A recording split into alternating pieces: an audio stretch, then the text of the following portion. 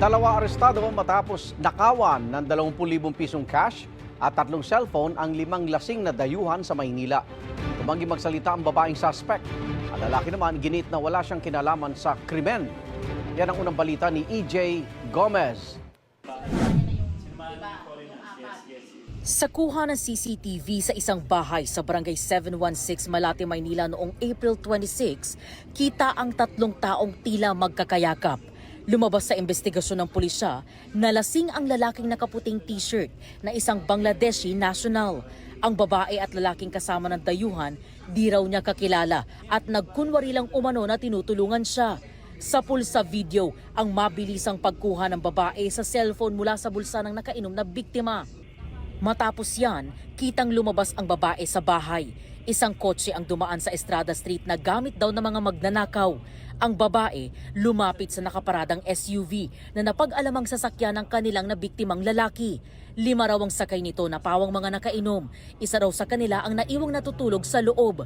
Binuksan ng babaeng sospek ang harapang pintuan at ninakaw ang cellphone ng mga biktima.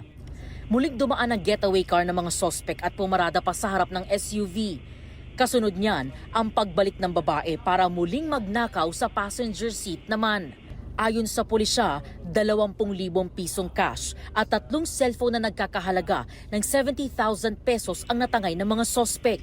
So yung modus operandi nila dito is to victimize foreign nationals, lalo na yung mga drug and intoxicated foreign nationals, no, and then pretending them to guide them going back to their residence and then victimizing them through theft or other criminal means. Nagreklamo ang mga biktimang Bangladeshi national sa pulisya.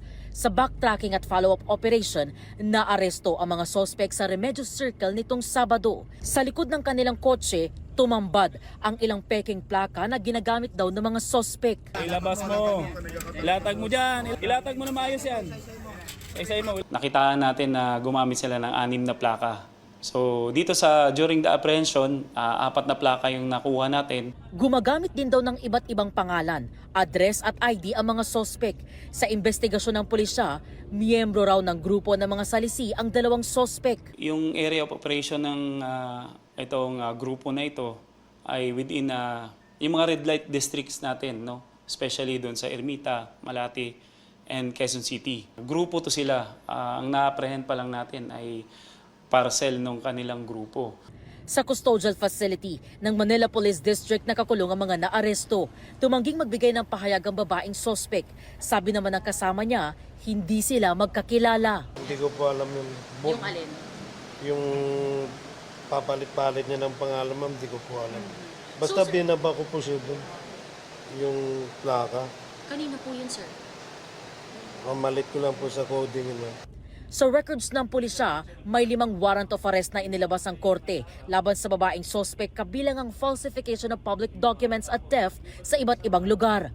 May arrest warrant din sa lalaking sospek sa kasong theft noong July 2024. Maharap sila sa panibagong mga kaso ng falsification of public documents by a private individual, paglabag sa Revised Penal Code 178, paglabag sa New Anti-Carnapping Law at paglabag sa RA 4136 o LTO Code.